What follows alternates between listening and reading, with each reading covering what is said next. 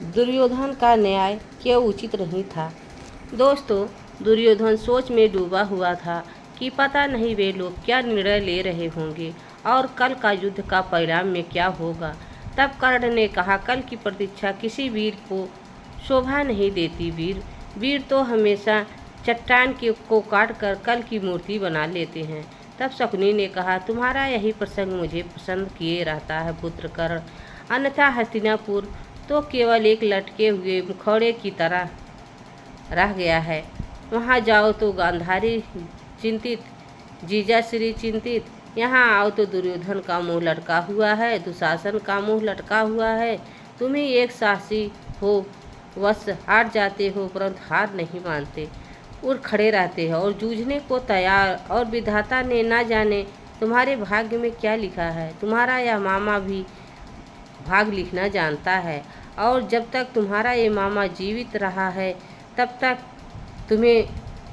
तुम्हारे सिर से हस्तिनापुर का राज मुकुट कोई नहीं छीन सकता, ना तुम्हारे पिताश्री और ना विधाता। दुशासन ने कहा, परंतु मामा श्री, यदि पिताश्री ने ज्येष्ठ भ्राता श्री युधिष्ठिर को युवराज बना दिया तब क्या होगा। यदि वह बनाना चाहते हैं प्रिय दुशासन, तो तुम्हारा यह मामा बिगाड़ना भी जानता है।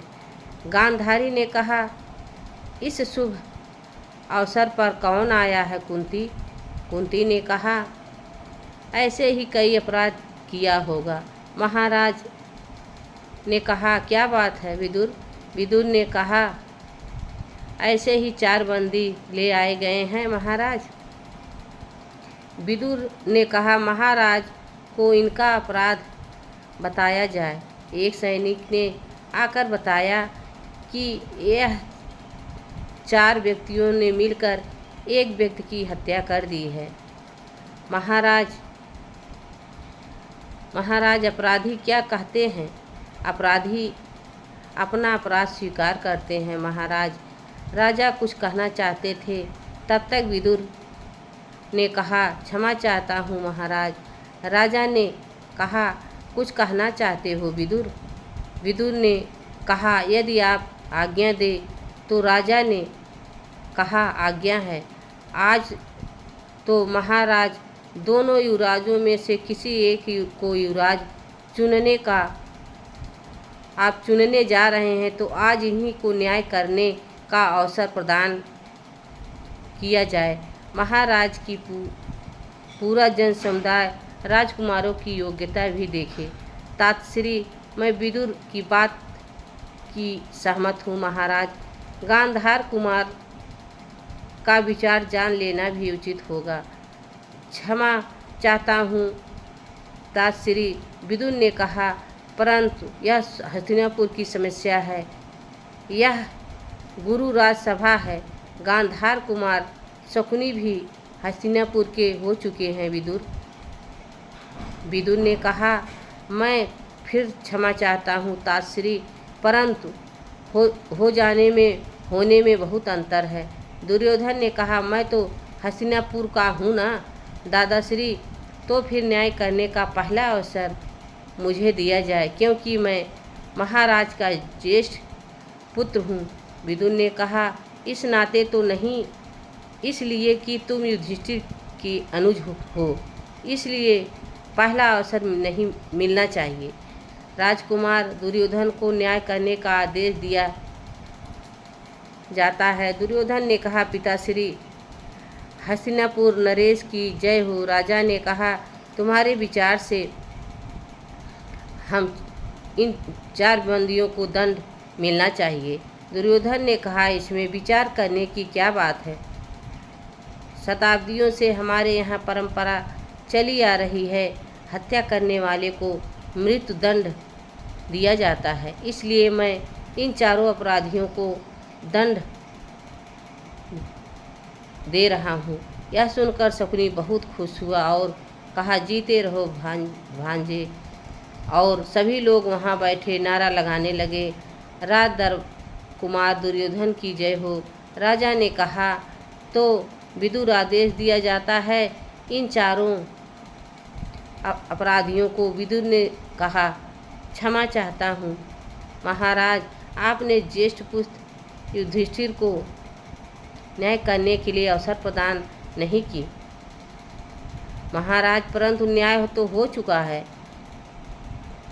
विदुर, फिर भी महाराज, न्याय करने का अवसर तो मिलना ही चाहिए। क्या पता राजकुमार युधिष्ठिर राजकुमार दुर्योधन के न्याय से सहमत हो या ना हो। राजा ने कहा, इसमें सहमत और ना सहमत होने का कोई प्रश्न ही नहीं है। यदि राजकुमार इससे सहमत नहीं होंगे तो सहन नहीं कर पाएंगे। महाराज, राजा ने कहा, तो यही सही वश युधिष्ठिर को आज्ञा दी जाती है कि अब वो न्याय करे। तब युधिष्ठिर ने उठकर कहा, ज्येष्ठ पिता श्री हस्तिनापुर नरेश की जय हो। राजा ने कहा, क्या तुम अपने अनुज युधिष्ठिर की बात से सहमत हो? बस युधिष्ठिर ने कहा, बिना सब कुछ जाने मैं महाराज को इसका उत्तर नहीं दे सकता। राजा ने कहा, जानना क्या है?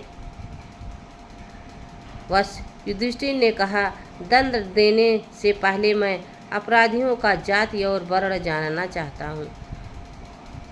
राजा ने कहा, न्याय के लिए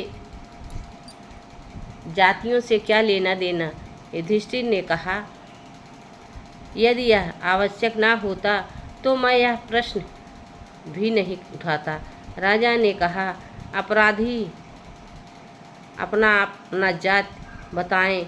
एक ने कहा, मैं शूद्र हूँ महाराज। दूसरे ने कहा, मैं वैश्य हूँ महाराज। मैं एक क्षत्रिय हूँ महाराज। और महाराज, मैं एक ब्राह्मण हूँ। युधिष्ठिर ने कहा, न्याय के नियमों के अनुसार शुद्ध अपराधी को 4 वर्ष कारागृह में बिताने का दंड दिया जाता है। वैश्य को 8 वर्ष कारागृह में बिताने का दंड दिया जाता है और क्षत्रिय को 16 वर्ष। परंतु ब्राह्मण अपराधी को मृत्युदंड दिया नहीं जा सकता। इसलिए कुलगुरु कृपाचार्य इस दंड का निर्णय करेंगे। शकुनी ने कहा, अति सुंदर। अपराधी 1, दंड 4।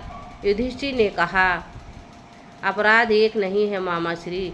शूद्र का अपराध एक अज्ञानी का अपराध है, इसलिए केवल 4 वर्ष। परंतु वैश्य अपराधी उतना ज्ञानी नहीं है, इसलिए उसका दंड 8 वर्ष दूना हो गया है। और जो क्षत्रिय समाज का रक्षक है, यदि वही हत्या का अपराधी हो तो उसका दंड वैश्य की अपेक्षा दूना होगा। ब्राह्मण तो ज्ञानी होता है, उसने जानते हुए मनुष्य की हत्या की है, उसका अपराध सबसे भयंकर है। मैं अपने अपराध का स्वेच्छा से दंड का आदेश चाहता हूँ। इसका निर्णय तो कुल गुरु कृपाचार्य ही ले सकते हैं। शकुनी ने कहा, तुम्हारे न्याय का तुलना में असमानता है वश। युधिष्ठिर ने कहा, सबको एक ही पलड़े में तौलना अच्छा नहीं है मामाश्री। इतना सुनकर वहाँ जितने भी सैनिक, जितने भी लोग उपस्थित थे, युधिष्ठिर की जय जयकार करने लगे। तब विदुर ने कहा, न्याय तो हो चुका है। अब मैं महाराज से ये कहूँगा, युवराज किसे नियुक्त करना चाहते हैं?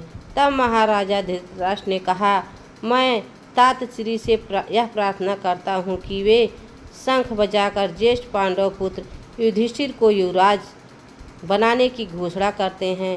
विजयी हुई फिर से न्याय की हटा मोह, फांस सत्यमेव जयते बढ़ा अंतिम सत्य प्रकाश। युधिष्ठिर ने कहा, प्रणाम पिताश्री। यह सुनते ही भीष्म पितामह ने शंख बजा दिया। तो दोस्तों, यह वीडियो आप सबको कैसी लगी कमेंट में ज़रूर बताना। चैनल पर नए हो तो लाइक सब्सक्राइब ज़रूर करना। तब तक के लिए राधे राधे, जय श्री कृष्ण। धन्यवाद।